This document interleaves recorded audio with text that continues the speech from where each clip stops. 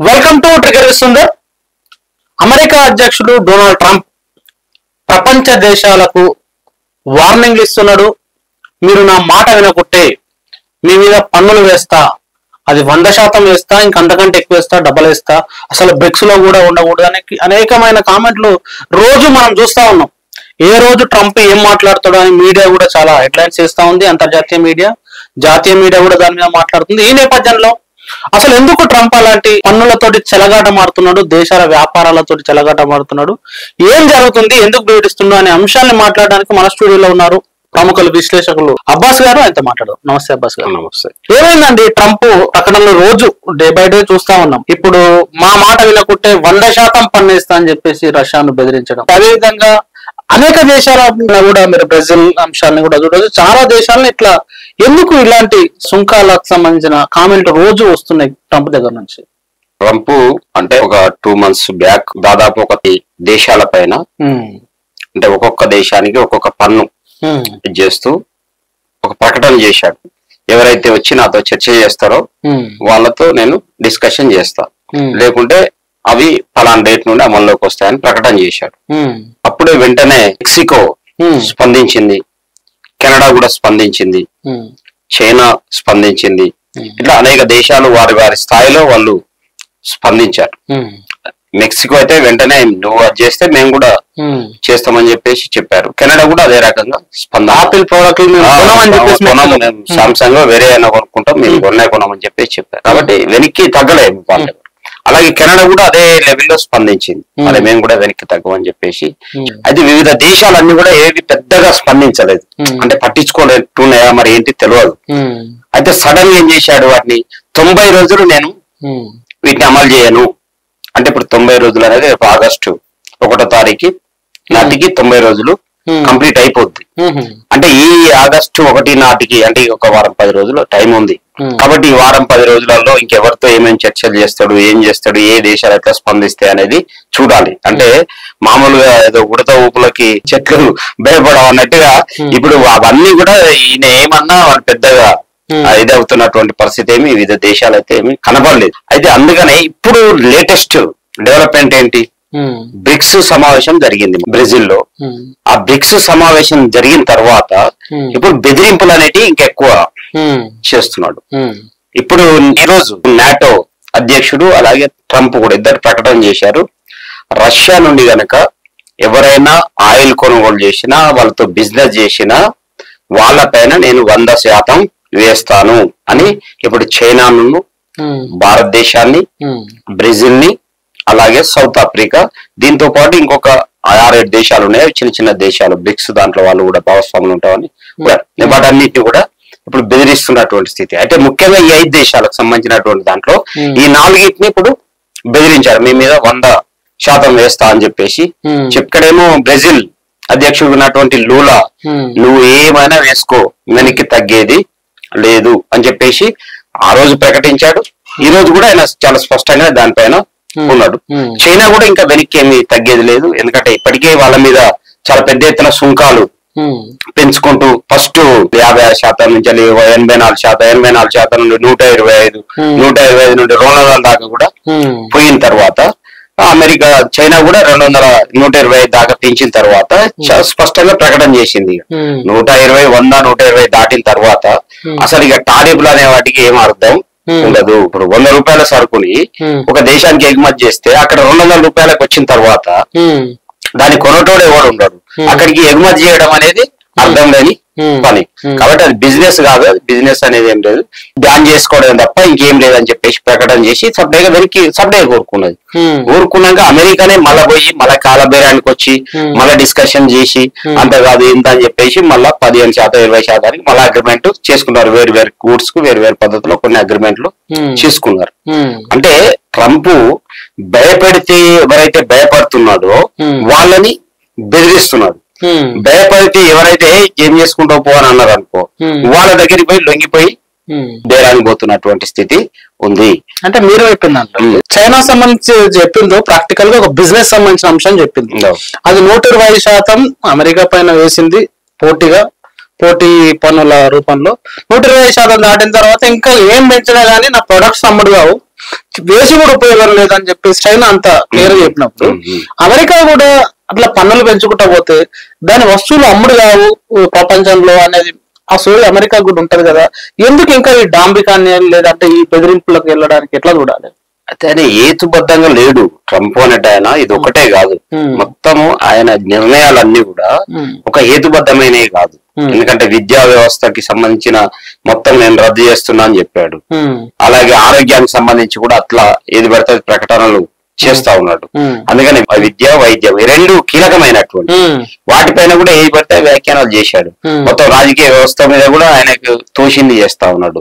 ఆర్థిక వ్యవస్థను కూడా అంత తోచినట్టుగా చేస్తున్నాడు. అంటే ముందే మామూలుగా సామెత ఉంటది కదా గ్రామాలలో, ముందే అది కోతి ఏమైంది కళ్ళు తాగిందని చెప్పేసి. ఇప్పుడు ట్రంప్ అనేటైనా ఒక కోతి పెట్టుబడిదారుడు. ఆయనకి ఏమైంది అధికారం అనే మత్తు ఒకసారి ఓడగొట్టేసారు. అయితే దాని గురించి ఎవరైనా జనరల్ గా ఏంటంటే ఒకసారి ఓడిపోయిన తర్వాత బుద్ధి నేర్చుకుంటారు కదా. కానీ ట్రంప్ కి ఏంటంటే ఒకసారి ఓడించి మళ్ళీ తీసుకొచ్చారంటే నాంత గొప్పోడిగా ఎవరు లేడు అనేటువంటి ఒక భావన వచ్చేసింది అన్నట్టు. దాని వల్ల ఏమైందంటే ఇప్పుడు అది ఒక అధికారం బాగా తలకెక్కి ఏదైనా చేయొచ్చు, నేను ప్రపంచ అధినేతను అనేటువంటి పద్ధతిలో ఆయన చేస్తున్నాడు. అయితే ఇది ఓన్లీ ఆయన వ్యక్తిగత స్వభావం గురించి ఒకటే కాదు. అంటే ఏం కారణాలు ట్రంప్ ఇలాంటి పన్నులు వేయడానికి? ముందేమో డాంబికం లేకపోతే గాంభీర్యము బెదిరింపులు ఎన్ని కనిపిస్తున్నాయి కదా. ఈ బెదిరింపుల వెనుక ఏమైనా భయం ఉంటుంది? ఎంత బెదిరింపులకు దిగరు, ఏ రాజ్యము దిగదు, ఏ వ్యాపారస్తులు దిగడు, ఎందుకంటే వాళ్ళకే నష్టం. ఏం భయాలు, ఏం కారణాలకు చేత ఇట్లాంటి దానికి వెళ్తున్నాడండి ఆయన? 3 ప్రధానమైనటువంటి కారణాలు ఉన్నాయన్నట్టు. ఒకటి ఏమైందంటే మొత్తం ప్రపంచంలో వస్తుత్పత్తిలో అమెరికా యొక్క వాటా బాగా పడిపోయింది. మొత్తం ప్రపంచ వస్తుత్పత్తిలో అమెరికాలో ఇప్పుడు 14% మాత్రమే తయారవుతారు. చైనాలో 36% తయారవుతున్నాయి. అంటే 100 సరుకులు తయారైతే మొత్తం ప్రపంచంలో అమెరికాలో 14 మాత్రమే తయారై చైనాలో 36 తయారవుతున్నాయి. మన దేశంలో 3 తయారవుతున్నాయి. ఇది సిచ్యువేషన్. అంటే వస్తుత్పత్తి రంగం ఏదైతుందో అది మొత్తం చైనాకి, లేదంటే థాయిలాండ్ కో, లేకుంటే వియత్నాం కో, లేకుంటే బంగ్లాదేశ్ లాంటి చోటికో, మనలాంటి చోటికో, లేకుంటే సౌత్ కొరియా ఇలాంటి దేశాలకు వెళ్ళిపోయింది పెద్ద ఎత్తున మ్యానుఫ్యాక్చరింగ్ రంగం. దాని వల్ల ఏమవుతుందంటే అమెరికాలో పరిశ్రమలు తగ్గిపోయినాయి. మొత్తం అమెరికాలో పరిశ్రమలన్నీ మూతపడ్డాయి. ఇప్పుడు ఏం చేయాలనుకుంటాడంటే ట్రంప్ ఈ తరలిపోయినటువంటి పరిశ్రమలన్నిటి వెనక్కి రప్పించుకోవాలి. ఇది మొదటి ఆయన కోరిక. రెండవది ఏంటంటే ఆర్థిక పరంగా ఇప్పుడు ఇవన్నీ పోయినాయి కాబట్టి ఆర్థిక పరంగా కొంత దెబ్బతిన్నారు. నిరుద్యోగం పెరిగింది, అంటే పరిశ్రమలు పోవడం వల్ల నిరుద్యోగం పెరిగింది, అలాగే పేదరికం పెరుగుతా ఉంది. ఇవన్నీ కూడా పెరుగుతున్నాయి కాబట్టి వాటిని వెనక్కి తీసుకొని వస్తే ఇక్కడ ఈ నిరుద్యోగ సమస్య అనేది పరిష్కారం అవుద్దేమో అవి వెనక్కి వస్తే అనేది ఆయనకు ఉన్నటువంటి ఒక ఇది. అంటే వెనక్కి రప్పించుకోవడం అనేది ఒకటి ఉంది. రెండోది ఏంటంటే డాలర్. ఆ డాలర్ ఏమవుతుందంటే డాలర్ విలువ పడిపోతుంది. డాలర్ ని నమ్మడం లేదు ఎవరు. అందుకనే డాలర్ నమ్మకపోవడం వల్లనే గోల్డ్ మీద ఇన్వెస్ట్ చేస్తున్నారు. ఇప్పుడు గోల్డ్ ధరలు పెరగడానికి అదే కారణం. ఈయన అస్థిరంగా నిర్ణయాలు తీసుకోవడం, ఏది పడితే అది పిచ్చిగా మాట్లాడడం. రెండోది అమెరికా ఆర్థిక వ్యవస్థ కూడా ఏమవుతుంది ఫ్లక్చుయేషన్ గురవుతా ఉంది. పెద్దగా దాని జీడిపి లో పెరుగుదల లేదు. అంటే కోవిడ్ కంటే ముందున్న దానితో పోలిస్తే కోవిడ్ తర్వాత మైనస్ లోనే ఉంది ఇంకా. అట్లా దాని వల్ల ఏమైతుందంటే ఈ ఆర్థిక వ్యవస్థ పైన దాని యొక్క ప్రభావం పడి ఆ డాలర్ అనేటువంటిది విశ్వాసాన్ని కోల్పోయి దాని వల్ల ఏమవుతుందంటే డాలర్ బలహీన పడిపోయి ఇప్పుడు బ్రిక్స్ దేశంలో ఇప్పుడు అదే కదా బ్రిక్స్ వాళ్ళు కామన్ డాలర్ తీసుకొచ్చుకుంటాం అనుకున్నా, లేకుంటే చైనా తోటి రష్యా వాళ్ళు కొనుగోలు చేసుకుంటా అంటే ఎవరి దేశ వాళ్ళ కరెన్సీలో చెల్లింపులు చేసుకోవడం కానీ ఇవన్నీ కూడా జరుగుతున్నాయి కదా. దీని వల్ల డాలర్ యొక్క డిమాండ్ తగ్గిపోతా ఉంది. అంటే డాలరు పడిపోయి అటు ఆర్థిక వ్యవస్థ ఇదైపోయి రెండోది ఏమైంది అంటే ఎక్స్పోర్ట్స్ ఇంపోర్ట్స్ దగ్గర చైనాలో ఎక్కువ వస్తువులు తయారవుతున్నాయి, అమెరికాలో ఏమో తక్కువ వస్తువులు తయారవుతున్నాయి. ఈ రెండు వ్యాపారం చేసుకున్నప్పుడు ఏమవుతుంది ట్రేడ్ డిఫిసిట్ వస్తుంది అన్నట్టు. అంటే విదేశాల నుండి కొనుక్కునే ఎక్కువ ఉంటాయి, అమెరికా అమ్మేటి తక్కువ ఉంటాయి. దాని వల్ల ఏమైతుందంటే అట డెఫిసిటీ వస్తుంది అన్నట్టు, ట్రేడ్ డెఫిసిటీ వస్తుంది. ఆ డెఫిసిటీ వచ్చినప్పుడు ఏమవుతుంది ఆ దేశంలో ఉన్నటువంటి సంపద విదేశాలకి వెళ్ళిపోతా ఉంటది కదా. ఇప్పుడు అది కూడా చాలా ఇబ్బంది ఉన్నారు. వాళ్ళు మన దగ్గర నుంచి సంపద వెళ్ళిపోతా ఉంది, విదేశాల్లోకి వెళ్ళిపోతుంది. కాబట్టి ఆ ట్రేడ్ డెఫిసిటీని పూడ్చుకోవాలి నేను. ఈ 3 కారణాల వల్ల ఇప్పుడు ఇమీడియట్ గా ఈ టారిఫ్స్ అనేటువంటి వేస్తే అప్పుడు ఈ 3 కూడా నెరవేరుతాయి అని చెప్పి అనుకుంటా ఉన్నాడు. కానీ అది వాస్తవంగా మీరు చెప్పిన దాంట్లో 3 కారణాలు ఈ ట్రేడ్ డెఫిసిట్ తగ్గించడానికి నిజంగా వస్తోత్పత్తి పెంచుకోవాలి, లేకపోతే ఎక్స్పోర్ట్స్ పెంచుకోవాలి, ఇలాంటివి ఏమైనా ఉన్నాయా? లేదు వేస్తున్నది వాస్తవంగా ఈ పన్నులు ఇట్లా వేయడం ద్వారా ఆ డెఫిసిట్ ని తగ్గించుకునే అవకాశం ఉంటుందా? అవకాశం లేదు. ఎందుకు లేదంటే పరిశ్రమలు అనేటివి పెట్టుబడిదారులకు ఏముంటుంది, చీప్ లేబర్ ఎక్కడ దొరుకుతుంది, చీప్ గా ముడి సరుకులు ఎక్కడ దొరుకుతాయి, అక్కడికి పోయి ఉత్పత్తి చేస్తారు, వాళ్ళకి లాభం ఎక్కువ వస్తుంది అనిపోతే. అందుకని ఇప్పుడు చీప్ లేబర్ అమెరికాలో దొరికింది, చైనాలో దొరికింది, చీప్ లేబర్ మన ఇండియాలో దొరికింది, చీప్ లేబర్ వియత్నాం లో దొరికింది, అంతకంటే చీప్ మన బంగ్లాదేశ్ లో దొరుకుతా ఉంది, సౌత్ కొరియాలో దొరుకుతా ఉంది. ఇక్కడ చీప్ లేబర్ ఉంది. అలాగే వనరులు కూడా ఇక్కడ చీప్ గా దొరుకుతా ఉన్నాయి, ముడి ఖనిజాలు ఇవన్నీ. కాబట్టి దాని నుంచి లాభం ఎక్కువ వస్తుంది పెట్టుబడికి. అందుకని లాభం ఎక్కువకి వచ్చే దగ్గర వస్తుంది ఆ పెట్టుబడి, లాభం తక్కువ ఉండే దగ్గర ఉంటది. అంటే లాభం తక్కువ ఉంటే పెట్టుబడి అక్కడ ఉండదు, లాభం ఎక్కడ ఎక్కువ వస్తుంది అనుకుంటే అక్కడికే పోతుంది. కాబట్టి ఎన్ని ఆంక్షలు పెట్టని ట్రంప్ తలగాయ కిందికి కాళ్ళు మీద పెట్టి తపస్సు చేయని గాక ఇప్పుడు వచ్చినటువంటి పరిశ్రమలు మళ్ళీ వెనక్కి తరలి వెళ్లి అమెరికాలో పెట్టేటువంటి అవకాశము లేదు. మొన్న యాపిల్ సంస్థ ఇండియాలో పెడతా అంటే లేదు నువ్వు అమెరికాలో పెట్టు, నీకు ఏం కావాలని అని నేను ఇస్తా అని చెప్పేసి మన ట్రంప్ ఇండియాలో పెట్టాల్సి ఆపేసింది కదా. అట్లాంటి ప్రయత్నం ఏమైనా ఫలిస్తుందా? సాధ్యం కాదు. అందుకనే సాధ్యం కాదు. ఎందుకు సాధ్యం కాదంటే అమెరికాలో ఉండేటువంటి మినిమం వేజ్ ఇండియాలో ఉండేటువంటి మినిమం వేజ్ కి చాలా డిఫరెన్స్. ఇప్పుడు $1 అక్కడ డాలర్లలో చేస్తే ఇప్పుడు మినిమం వేజ్ అక్కడ $1,500 ఉన్నది. $1,500 ప్లస్ 80 రూపీస్ వేస్తే 80,000 88,040 అంటే 1,20,000. అక్కడ మినిమం వేజ్ 1,20,000 ఉంటది. ఇక్కడ మినిమం వేజ్ ఎంత 12,000 ఉంటది. 1,20,000 ఎక్కడ, 12,000 ఎక్కడ? 10 మందిని పెట్టుకోవచ్చు మరి. కాబట్టి చీప్ లేబర్ ఇక్కడ వస్తుంది. అందుకని చీప్ లేబర్ ఇక్కడ దొరికే అవకాశం ఉంది. కాబట్టి ఇక్కడ ఈ లేబర్ చీప్ ఉంది కాబట్టి ఇక్కడ ఉండేటువంటి వనరులు కూడా చీపు గా దొరుకుతాయి. కాబట్టి వనరులు చీపు ఉండి వీటన్నిటి వల్ల ఉత్పత్తి ఎక్కువ జరిగితే ఇది అమ్ముకోవడం వాడికి లాభాలు ఎక్కువ రావడానికి అవకాశం ఉంటుంది పెట్టుబడిదారులకి. వాళ్ళు అదే ఆలోచిస్తారు తప్ప నేను అదే ముందు కూడా చెప్పాను కదా, పెట్టుబడిదారుడికి లాభం అనేది ప్రధానం.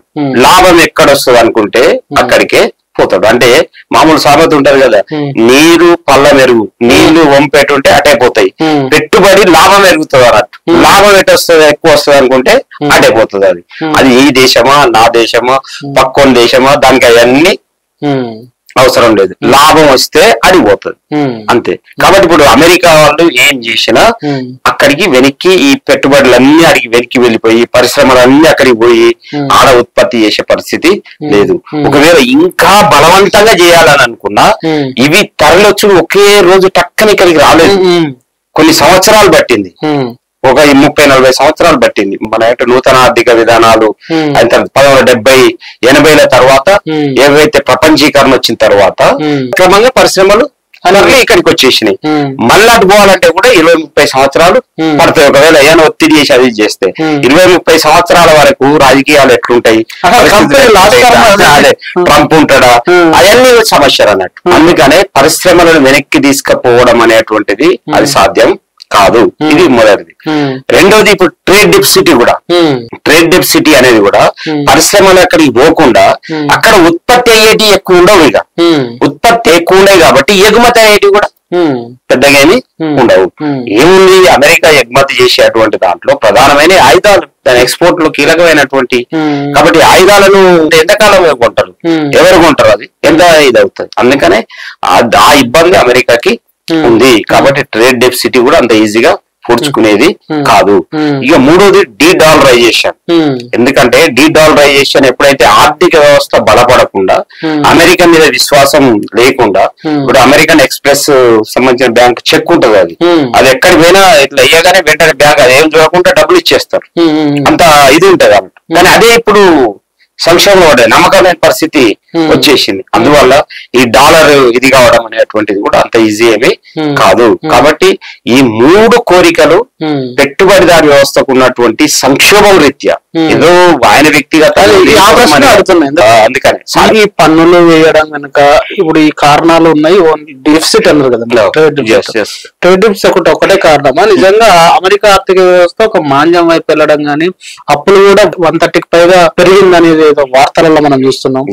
ఆ కారణాలు ఏమో దీని మీద పడుతున్నాయి. అవును, అదే ఇప్పుడు అమెరికాకి సంబంధించినటువంటి వాళ్ళ యొక్క జీడిపి మొత్తం కూడా చూసినప్పుడు $30 ట్రిలియన్ ఉంటే అప్పులు అంతకంటే ఇంకొక 130% ఎక్కువ ఉంది.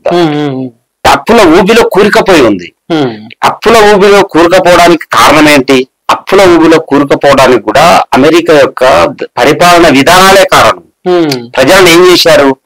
వాళ్ళ నిజమైనటువంటి కొనుగోలు శక్తి పెంచకుండా వాళ్ళకి ఏం చేశారు? అప్పులు ఇచ్చారు. ఈఎంఐ సిస్టమ్ అలవాటు చేశారు. ఇల్లు EMI, cell phone EMI, computer EMI, car EMI, ఇట్లా ఏది చూసినా ఈఎంఐ లో తీసుకోవడం అనే దాన్ని అలవాటు చేసేసి వాళ్ళని మొత్తం అప్పుల ఊబిలో దించారు. ఇప్పుడు ప్రజలందరూ అప్పుల ఊబిలో ఉన్న తర్వాత దేశం అప్పుల ఊబిలో ఉంటది ఆటోమేటిక్ గా. దానికి ఇంకా వేరే ఇదేముంది దాంట్లో. కాబట్టి ఇది వాళ్ళు ఆడినటువంటి ఒక గేమ్, అంటే గేమ్ లాంటిది అన్నట్టు. కాబట్టి ఆ పరిస్థితి వచ్చేసింది వాళ్ళకి. అందుకని బబుల్స్ క్రియేట్ చేయడం కోసము, ఆర్థిక వ్యవస్థలో బబుల్స్ క్రియేట్ చేసి, ఎందుకంటే పెట్టుబడిదారి సంక్షోభం నుండి బయటపడటానికి రకరకాల పద్ధతులు చేసింది. మొదటి సంక్షోభం వచ్చినప్పుడు గ్రేట్ డిప్రెషన్ వచ్చింది. గ్రేట్ డిప్రెషన్ కంటే ముందు సంక్షోభం వచ్చింది 1913, 14 అప్పుడు వచ్చింది. అప్పుడు వచ్చినప్పుడు మొదటి ప్రపంచ యుద్ధం వచ్చింది. గ్రేట్ డిప్రెషన్ వచ్చినప్పుడు రెండవ ప్రపంచ యుద్ధం వచ్చేసింది. అలాగే రెండవ ప్రపంచ యుద్ధంలో కొంత ఇదైపోయిన తర్వాత మళ్ళప్పుడు డిమాండ్ మేనేజ్మెంట్ కోసం కీన్స్ సిద్ధాంతాన్ని ముందుకు తీసుకొచ్చారు, డిమాండ్ మేనేజ్మెంట్ సిద్ధాంతం. దాని తర్వాత మళ్ళీ ప్రపంచీకరణ ముందుకు తీసుకొచ్చారు. ఈ ప్రపంచీకరణలో కూడా ఎప్పుడైతే ఇబ్బంది వస్తుందో దాంట్లో బబుల్స్ క్రియేట్ చేయడం మొదలు పెట్టారు. .com బబుల్, ఎందుకంటే సాఫ్ట్వేరే బ్రహ్మాండం, అన్నిటికీ సాఫ్ట్వేరే పరిష్కారం అని చెప్పేసి 2000 సంవత్సరంలో సాఫ్ట్వేర్ బబుల్ దెబ్బతిన్నది. ఆ తర్వాత మళ్ళీ ఇదేంటి మన సబ్ ప్రైమ్ సంక్షోభం వచ్చింది 2008లో, అంటే గృహ రుణాలకు సంబంధించినటువంటి ఇది వచ్చేసింది. అందుకని ఇట్లా వాటి క్రియేట్ చేస్తా ఉంటే అవన్నీ పేలిపోతున్నాయి. అంటే ఇప్పుడు పెట్టుబడిదారు వ్యవస్థ ఎలాంటి పరిస్థితికి వచ్చిందంటే చికిత్స చేసిన ఆ చికిత్సకు స్పందించలేని స్థితికి వచ్చేసింది అమెరికన్ పెట్టుబడిదారు వ్యవస్థ. అందుకని ఇప్పుడు ట్రంప్ ఏం చేస్తున్నాడు? బాగా అరుపులతోటి దాన్ని, లేకుంటే టారిఫ్ల పేరుతో ఆ వ్యవస్థను ఏదో బాగు చేస్తారని చెప్పేసి ప్రయత్నం చేస్తున్నాడు. అది అంత ఈజీ కాదు. ఎందుకంటే అక్కడ పెట్టుబడిదారుల దగ్గర విపరీతమైనటువంటి సంపద పోగుపడిపోయింది. వాళ్ళ దగ్గర ఫైనాన్స్ క్యాపిటల్, ఫైనాన్స్ ఓల్గార్చి దగ్గరనే $10 ట్రిలియన్ క్యాపిటల్ ఉంది. అసెట్స్ మేనేజ్మెంట్ బ్లాక్ రాక్ అనేటువంటి ఒక కంపెనీ దగ్గర $10 ట్రిలియన్, అంటే దాన్ని $30 ట్రిలియన్ అమెరికన్ జీడిపి. ఒక కంపెనీ దగ్గర $10 ట్రిలియన్ ఉన్నాయి. BlackRock company assets management అంతా చేసేటువంటి శక్తి దానికి ఉంది. అది ఎవరికి తెలియదు. అదేంటి ఏం ఉత్పత్తి చేయదు, ఏం లేదు. అది మనకు తెలుసు. ఫైనాన్స్ క్యాపిటల్ అంటే అసెట్స్ మేనేజ్మెంట్ చేస్తుంది అదంతే. అంటే ఇలాంటి కంపెనీలు మొత్తం ఇప్పుడు అమెరికాలో ఉండేటువంటి డబ్బులన్నీ వాళ్ళ దగ్గర పెట్టేసుకొని సంపదంతా వాళ్ళ దగ్గర కాన్సన్ట్రేట్ చేసుకున్న తర్వాత ఇప్పుడు సాధారణమైనటువంటి ప్రజలకి బతకడానికి అవకాశం లేదు. కాబట్టి ఇప్పుడు వాళ్ళని బతికేయాలి, కొంత ఇది చేయాలంటే మళ్ళా వేలు దోసుకురావాలి ఎక్కడో దేశాల నుంచి ఇది చేసేయాలంటే. కాలనీస్ గతంలో వలసలు వేసి బ్రిటిష్ సామ్రాజ్యవాదం వలసల ద్వారా దోసుకొచ్చుకొని దాని దేశాన్ని అభివృద్ధి చేసుకున్నది. ఇప్పుడు అమెరికా కూడా అదే, ఇప్పుడు ట్రంప్ టారిఫ్లు వేసేసి దేశాలను దోసుకొని బయటపడొచ్చని చూస్తా ఉంది. కానీ ఇది అంత ఈజీ కాదు. ఇప్పుడు నువ్వు వేశావు ఒక దేశం మీద, ఇప్పుడు నేను సరుకులు నా దేశంలో కొనుక్కోవాలి, వచ్చేటువంటిది ఒక సెల్ ఫోన్ అది తీసుకొస్తే అమెరికాకు నేను పంపిస్తే నువ్వు అక్కడ కొనుక్కోవాలి. అది కొనాల్సిందే ఎవడు? అమెరికా పౌరుడే కొనాలి. అమెరికా పౌరుల మీద నువ్వు నా సెల్ ఫోన్ మీద నేను ₹1000 సరుకు నువ్వు దాని మీద 100% వేసినావు అనుకో, నా ₹1000 సరుకును అప్పుడు వాడు ఎందుకు 2000 కొనుక్కోవాలి. అది ఉంటేనే కదా వచ్చేది. లేదంటే కొనుక్కోలేకుంటే ఆగిపోతాయి. నేను ₹1000 2000 పోతలేవు కాబట్టి నేను ఎగుమతి చేయడం ఆపేస్తా. కానీ దానివల్ల అమెరికాకు పెద్దగా ఒరిగేదేమి ఉండదు. అందుకనే ట్రంప్ ఈ టారిఫ్ లేచినంత మాత్రాన అక్కడేదో ఆర్థిక వ్యవస్థ దాంట్లోకి వెళ్ళి బయటపడిపోతుంది అని చెప్పేసి అనుకోవడానికి ఏం లేదు. అట్లా దూసుకోవడం కూడా అంత సులువైందేమి కాదు ఇప్పుడు అంత ఈజీగా ఇక్కడ రెండో ప్రశ్న ఏంటంటే ఈ చైనాకు సంబంధించి కానీ రష్యా సంబంధించి వీళ్ళ మీద ఇలాంటి కామెంట్లు చేయడం కానీ ఇలాంటి బెదిరింపులు చేయడం వల్ల వీళ్ళ వ్యాపారాలకు కానీ వీళ్ళ ఆర్థిక వ్యవస్థ కానీ ఏమైనా ఇబ్బందులు వచ్చే అవకాశం ఉంటది కొంత ఇబ్బంది ఉండేటువంటి అవకాశం ఉంటది. ఎందుకంటే చైనా అమెరికా మధ్య చాలా పెద్ద ఎత్తున ట్రేడ్ జరుగుతుంది. అయితే గతం నుండి అంటే కోవిడ్ ఆ టైం నుండి చైనా ఏం చేస్తుందంటే అమెరికా ఇలాంటి కొన్ని పనులు చేస్తుంది కాబట్టి వెతుక్కుంటూ వస్తా ఉంది అన్నట్టు. ఎందుకంటే ఘర్షణ జరుగుతుంది, ఎప్పుడైనా వీళ్ళు ఇది జరగవచ్చు అని చెప్పేసి అది క్రమంగా చేసుకుంటూ వచ్చింది. మొన్న వీళ్ళు బెదిరించిన తర్వాత అమెరికాకు చేసే ఏదైతే ఎగుమతులు ఉన్నాయి ఆ ఎగుమతులు ఒక 10% తగ్గించింది కానీ విదేశాలకు చేసేటువంటి ఎగుమతులను మాత్రం పెంచుకున్నది. దానివల్ల ఏమైంది అంటే అటు వెళ్లాల్సినటువంటి వాటిని ఇతర దేశాలకు ఇవ్వడం ద్వారా వాటికి అమ్ముడుకోవడం ద్వారా ఆ డెఫిసిటీని ఏం చేసుకుంటుంది, ఇది తగ్గించుకుంటా ఉన్నది. అంటే కంపల్సరీ ఒక దేశంతో బిజినెస్ చేసేది టక్కున ఆపేస్తే ఎవరికైనా ఇబ్బంది ఉంటది. అది చైనా కూడా అలాంటి ఇబ్బంది పడ్డది. అయితే దాని నుండి బయటపడడానికి గతం నుండే కొంత జాగ్రత్తగా ప్లాన్ చేసుకుంటుంది కాబట్టి క్రమంగా ఇప్పుడు మన ఉదాహరణకి ఒక షాప్ నడుపుతున్నావు, నీ దగ్గర ప్రతి నెల వచ్చి నీ దగ్గర ఒక 100 మంచినీళ్ళ బాటిల్ కొనుక్కపోతాడు, ప్రతి నెల కొనుక్కపోతా ఉంటాడు. దానికి అనుగుణంగా నువ్వు 100 మంచినీళ్ళ బాటిల్ ఇంకెవరికైనా అమ్మడానికి ఇంకో 100 తయారు చేసి పెట్టుకుంటావు, 200 తయారు చేస్తావు. నేను పక్కన సడన్ గా నీ 100 కొనుక్కోను అని చెప్పింది అనుకో, ఆ 100 నీ దగ్గర మిగిలిపోతాయి, ఇబ్బంది ఉంటది. అయితే ఆ వాటిని ఏం చేసిండంటే పక్క వాళ్ళకి ఇంకా అమ్మడానికి ప్రయత్నం చేస్తున్నాడు అన్నట్టు. అమ్మేసి ఇక ఈయన మీద నమ్మకం లేదు కాబట్టి ఇతరులకు అమ్ముకుందాం అని చెప్పేసి వాటిని వేరే మార్కెట్లు వెతుక్కొని వాళ్ళకి అమ్ముకునేటువంటి ప్రయత్నం అట్లా చేసి దాంట్లో నుండి బయటపడడానికి ప్రయత్నం చేస్తా ఉంది. రష్యా ఏం చేస్తుంది అంటే రష్యాకేమో ఆల్రెడీ దానిపైన ఆంక్షలు పెట్టారు. యుద్ధం స్టార్ట్ అయిన దగ్గర నుండే అక్కడ ఎవరు క్రూడ్ ఆయిల్ కొనకూడదు, వాళ్ళ దగ్గర ఆయుధాలు కొనకూడదు, వాళ్ళ దగ్గర గోధుమలు కొనకూడదు, ఇలాంటివన్నీ కూడా. ముఖ్యంగా ఫుడ్ గ్రెయిన్స్ లో గోధుమలు ఉత్పత్తి చేస్తుంది. వాళ్ళు ఎక్కువ వీళ్ళు తీసుకునే వాళ్ళు యూరోపియన్ కంట్రీసే ఎక్కువ తీసుకుంటాయి. అలాగే క్రూడ్ ఆయిల్ సంబంధించినటువంటివి కూడా ఇతర దేశాలు వాళ్ళు కూడా తీసుకుంటారు, మనం కూడా తీసుకుంటున్నాం. ఇట్లా రకరకాల